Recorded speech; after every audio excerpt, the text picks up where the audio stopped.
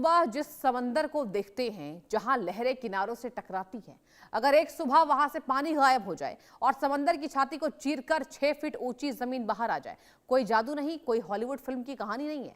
कुदरत ने प्रशांत महासागर के एक कोने से एक ऐसा खौफनाक और हैरान करने वाला कारनामा किया है जिसने वैज्ञानिकों को भी सोचने पर मजबूर कर दिया। फिलीपींस में आए एक ताकतवर भूकंप के बाद वहां का समुद्री तट रातों रात 2 मीटर यानी करीब 6 मीटर ऊपर उठ गया। आज के इस विशेष पैकेज में हम आपको ले चलेंगे पृथ्वी के उस पाताल में जहां ये आकृतियां बनती हैं। जानेंगे क्या ये किसी नए महाद्वीप या नई पर्वत श्रृंखला की शुरुआत है। ये रिपोर्ट।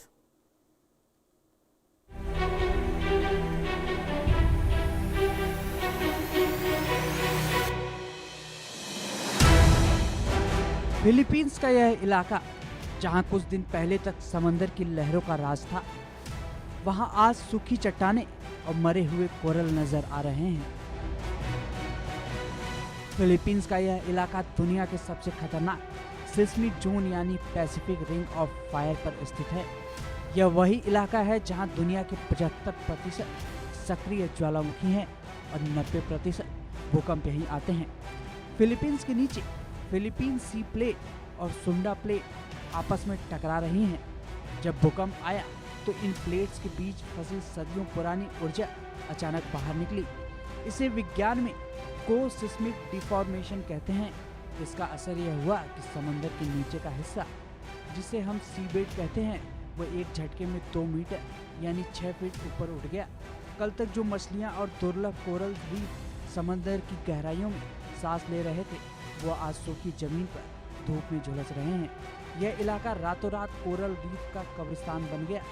फिलीपींस में आए भूकंप ने भूगोल की रेखाएं ही बदल दी। समंदर के बीच में जो आप यह सूखी जमीन देख रहे हैं, कुछ घंटे पहले तक इसके ऊपर कई फीट गहरा समंदर का पानी हुआ करता था, लेकिन कुदरत के एक झटके ने इस पूरी जमीन को 2 मीटर ऊपर उठा दिया। स्थानीय लोग डरे हुए हैं क्योंकि जो समंदर उनकी आजीविका है, उसका भूगोल अब पूरी तरह बदल चुका है। लेकिन इसका इतिहास गवाह है, पृथ्वी की इस बेचैनी ने ही दुनिया के सबसे ऊंचे पहाड़ों को जन्म भी दिया है। ये कोई पहली बार नहीं है जब कुदरत ने अपनी ताकत दिखाई हो। हमारी धरती पर आज जो ऊंचे ऊंचे पहाड़ शान से खड़े हैं, वे कभी समंदर के नीचे दबे हुए हिस्से थे। आज से करीब 5 करोड़ साल पहले जब भारतीय प्लेट यूरेशियन प्लेट से टकराई, तो इसी टेक्टोनिक अपलिफ्ट के कारण दुनिया की सबसे ऊंची पर्वत श्रृंखला हिमालय का जन्म हुआ। आज जहां एवरेस्ट है, वहां कभी टेथिस नाम का उथला समंदर हुआ करता था। यही वजह है कि आज भी हिमालय की ऊंचाइयों पर समुद्री जीवों के जीवाश्म मिलते हैं।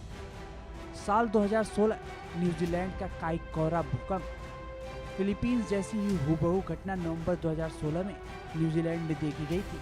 वहां 7.8 तीव्रता के भूकंप के बाद समुद्र का तल 2 से 6 मीटर ऊपर उठ गया था और रातों रात नई चट्टानें समंदर से बाहर आ गई थी। 2004 का सुमात्रा भूकंप भारत पर असर। 26 दिसंबर 2004 को जब हिंद महासागर में 9.1 तीव्रता का महाभूकंप आया, जिसने विनाशकारी सुनामी पैदा की थी, तब भारत के अंडमान और निकोबार द्वीप समूह का भूगोल हमेशा के लिए बदल गया था। उस भूकंप के कारण उत्तरी अंडमान का हिस्सा करीब 1 से 2 मीटर ऊपर उठ गया था, जबकि दक्षिणी अंडमान का हिस्सा 4 से 5 फीट नीचे धंस गया था। इंदिरा पॉइंट जैसी जगहें जहां हमेशा के लिए पानी डूब गई, तो कुछ नए हिस्से समंदर से बाहर आ गए। 2016 न्यूजीलैंड का काइकोरा भूकंप। न्यूजीलैंड में आए 7.8 तीव्रता के भूकंप ने तो रिकॉर्ड ही तोड़ दिया था। वहां समुद्र का तल एक झटके में 5.5 मीटर करीब 18 फीट ऊपर उठ गया था। समंदर के नीचे छिपी चट्टानें रातों रात किसी ऊंचे दीवार की तरह पानी को चीरकर बाहर आ गई थी। आखिरकार समंदर के नीचे से पहाड़ कैसे बनते हैं? वैज्ञानिकों के मुताबिक हमारा पृथ्वी का ऊपरी हिस्सा 7 बड़ी और कई छोटी टेक्टोनिक प्लेट से मिलकर बना है। यह प्लेट्स हर साल कुछ सेंटीमीटर की रफ्तार से तैर रही हैं। जब 2 महाद्वीपीय प्लेट्स आपस में टकराती हैं, तो उनके बीच की जमीन पर इतना भारी दबाव पड़ता है कि वह मुड़ने लगती हैं और ऊपर की तरफ उठने लगती हैं। इसे फोल्ड माउंटेन कहा जाता है। दुनिया की सबसे ऊंची पर्वत श्रृंखला हिमालय इसका सबसे बड़ा उदाहरण है। तो क्या फिलीपींस में किसी नए पहाड़ या नए महाद्वीप की नींव पड़ चुकी है? वैज्ञानिक कहते हैं हाँ, लेकिन यह बदलाव हमारे देखने से कहीं ज़्यादा धीमा है। फिलीपींस में जो हुआ वो एक माइक्रो स्टार यानी एक सूक्ष्म शुरुआत है।